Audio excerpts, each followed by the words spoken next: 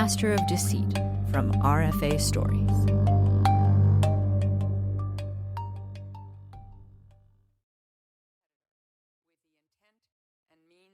Reshape the international order. A top U.S. diplomat on Thursday told Congress that a Chinese spy balloon that floated across the United States last week was part of an effort by the People's Republic of China, or PRC, to alter the global status quo. Last week, the American people saw the latest example of that reality after the U.S. government detected, closely tracked, and shot down the PRC's high-altitude surveillance. A ghostly white balloon sailed over America in early 2023. And in that moment, people in Missouri, South Carolina, and other states could all look up at the sky and see that the Chinese government was watching them.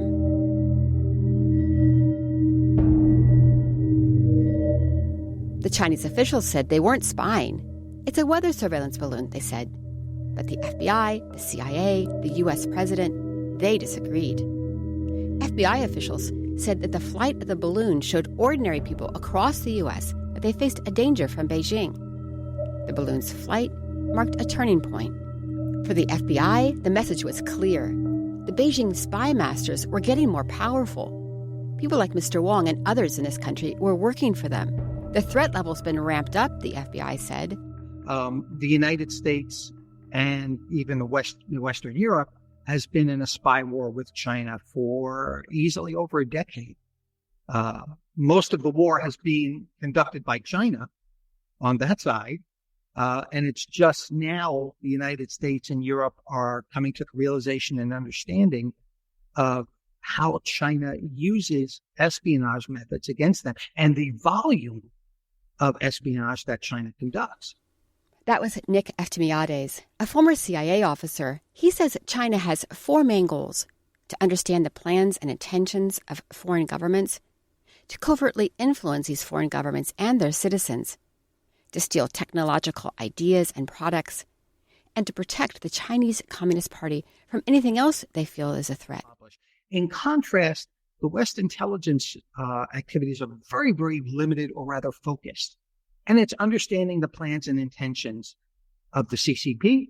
That's a big one. Understanding their plans and intentions and understanding military capabilities. Right? That's about it. The West doesn't tend to steal, trade secrets and give it to their industry as China does. It doesn't tend to manipulate people in government circles to try and conduct covert influence. I mean, those covert influence in particular is very, very limited, for Western intelligence services. But it's a very aggressive and very common practice for China's intelligence services. We do have concerns over it. Certainly encouraging citizens to spy on each other is something that's of great concern. U.S. State Department officials talked about the threat from the Chinese Security Ministry, both to the Chinese people and to Americans. After the balloon flew across the sky, the U.S. defense budget was increased by 4% to $825 billion. The extra money will go in part to counteract the Chinese government's efforts. The budget includes more than $1 billion alone to beef up U.S. forces in the Indo-Pacific region. If you're like me, you want to use your foreign language skills for something meaningful, something bigger than yourself. The CIA is the perfect place to make this happen. Here, your talents make it possible for us to safeguard the national security of America through the collection and production of critical foreign 抵御境内境外所有敌人。 What you heard was someone who works for the CIA speaking in Mandarin and describing their mission: protect the U.S. from all enemies, foreign and domestic. The CIA created a China Mission Center in October 2021, applying their skills in analysis and intelligence gathering to the fight against Beijing. The CIA director, Bill Burns, said they've been hiring more speakers of Mandarin Chinese. All this is done in order to combat what he describes as an increasingly adversarial Chinese government. Nick Eftimiades, formerly at the CIA, and other experts say they're happy to see the U.S. intelligence agencies put even more effort into combating China, and that it's paying off. And over the course of this half year, there have been more than a dozen espionage cases that have come out in Europe, all involving arrests of Chinese, of persons working for the Chinese Ministry of State Security. It's absolutely pervasive, their espionage actions.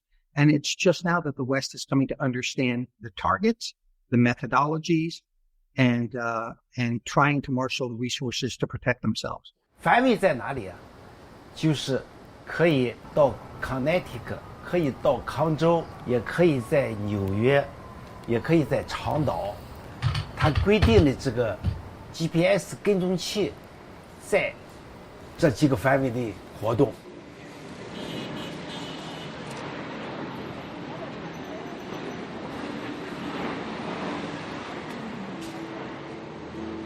While the Chinese balloon was flying over America, Mr. Wang was wearing an ankle bracelet at home and when he went out riding the Q12 in Flushing. His heart hurt. He had chest pain. Eventually, he went to see a doctor. He was under immense stress. But his heart, the doctor said, was fine. Meanwhile, China's campaign against America was growing at a brisk clip. U.S. experts say the Chinese government uses a slow burn. The strategies known as 1,000 grains of sand, the gathering of intelligence over months, years. At first, you see only grainy images, like in the children's game, Etch-a-Sketch. You twist and turn the knobs, and the aluminum beads slowly shift into ghostly shapes, and a picture emerges.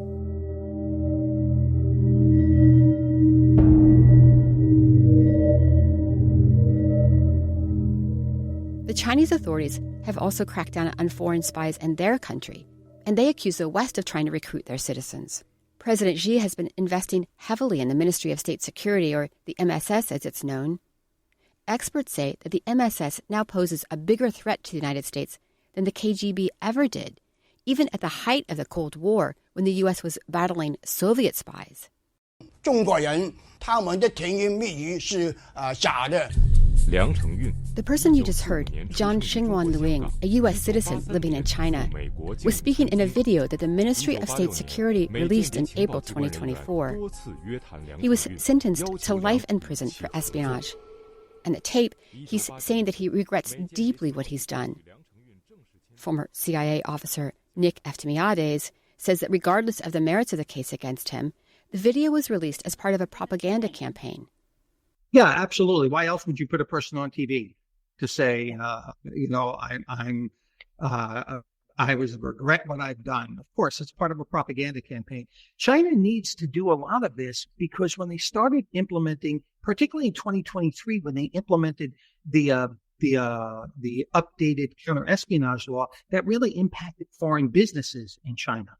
So lots of foreign businesses and even foreign embassies, we're very, very hesitant now to move forward with a relationship simply because of China's what we call draconian actions in quote counter-espionage and using the population.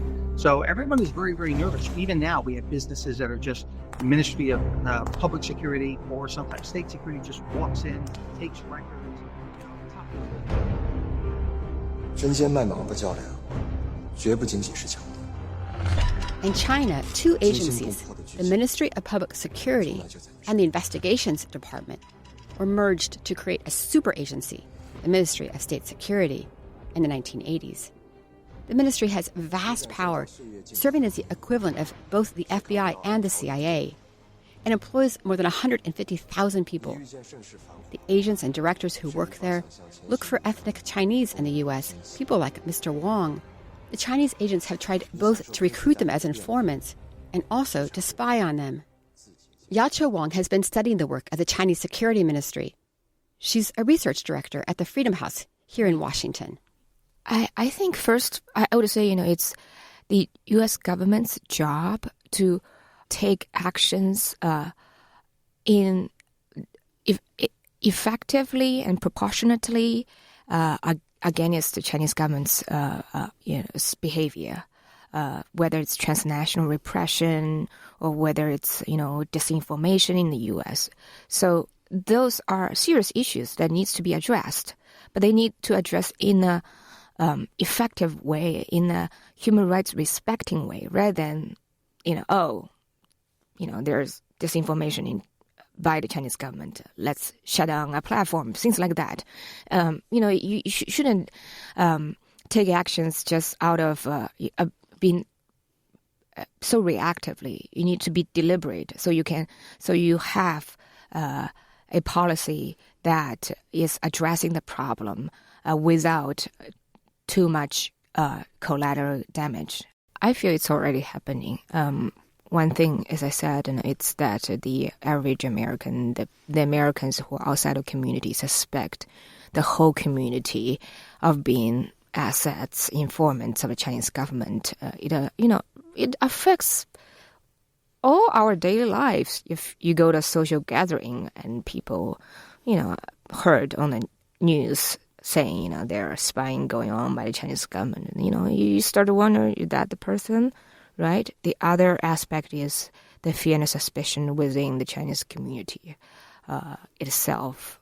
You start wondering, is that a person the spy? That person the spy? It's terrible because you're here, you're already a minority.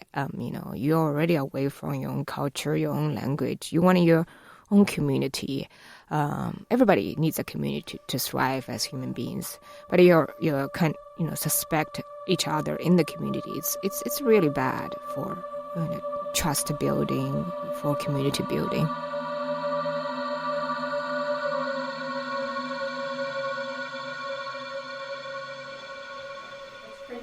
It is nice. I like the area. Fifth floor, going up. When you're near the zoo, you can hear the wolves howling. Yeah, my name is Min Xia. I'm a political science professor at the City University of New York. Jianming's office at City University is small, filled with books, and he wears a black leather jacket, like the kind his father wore at the Naval Academy in China. He admires his father, but worries about the Chinese government today. He writes about demagogues and has attracted the attention of the Chinese Security Ministry. And so he's found himself caught between two worlds, the one of Chinese spies who are trying to track his movements, and the American home that he's chosen. It's a precarious situation that many Chinese American scholars are facing today.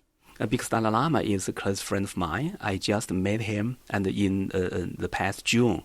And then Taiwan, and I have been there for more than 10 times. So this is how the Chinese government would think I am the enemy of the regime.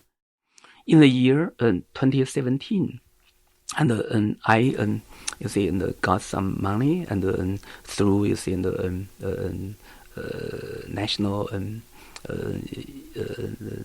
democracy fund and in Taiwan. So I organized a conference in New York. So the topic is called China's democracy and democratization, or prospect for China's democracy and democratization. So this conference lasted for 3 days. One person who was actually also close to me because we knew each other, his name is called Wang Shujun, and a historian. When the DOJ published the case, and when FBI, they came to me, asked me about what did you do in the conference. So this is how I realized and my conference was spied on. People who were once friends with Mr. Wang and are part of the diaspora in New York say they're happy with the FBI's been fighting back and defending them from China's Ministry of State Security. But I think the fact that they acted already produced a chilling effect on the Chinese agent. And it made us feel a little bit safer. The American government, the American society are very firmly against the Chinese Communist Party infiltration. And even in the Chinese communities, there's a very strong reaction against the strong arm tactics of the Chinese Communist Party. I'm just happy they were doing their job. And I would be happy if they, as long as they did it totally legally, I would be happy if they caught some other fish besides Wang Shujun. That's David Yu, the head of the Tiananmen Museum in New York. But others criticize the FBI and say they go after the wrong people. Here's Mr. Wang's lawyer, Kevin Tang. He wants to go to trial. Okay. He didn't want to take a deal, that's why. So from my point of view, that means, he believes he's innocent. Otherwise, he would not. The balloon that flew across America may have been monitoring the weather, as the Chinese say, or perhaps it was a vehicle for spying. But one thing's clear. It was a vivid illustration of how Chinese operations affect ordinary Americans. Seeing the balloon changed the way people in this country look up at the sky, and also the way that they look at the world and at their own friends, wondering who they can trust, who they can't.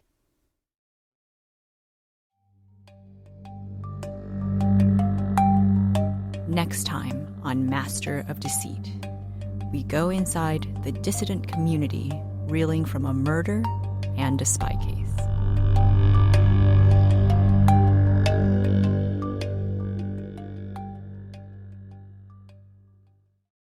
Hungry for more RFA podcasts? Want to hear interviews and analyses with RFA journalists and find out how RFA stories are born? Do you want to explore the sillier side of RFA's content with bad puns, memes, and mindless banter? Mindless? If you said yes, then check out the RFA Insider podcast. Visit rfa.org/English/insider or find us on YouTube, Apple Podcasts, Spotify, or wherever you get podcasts. So yeah, check it out.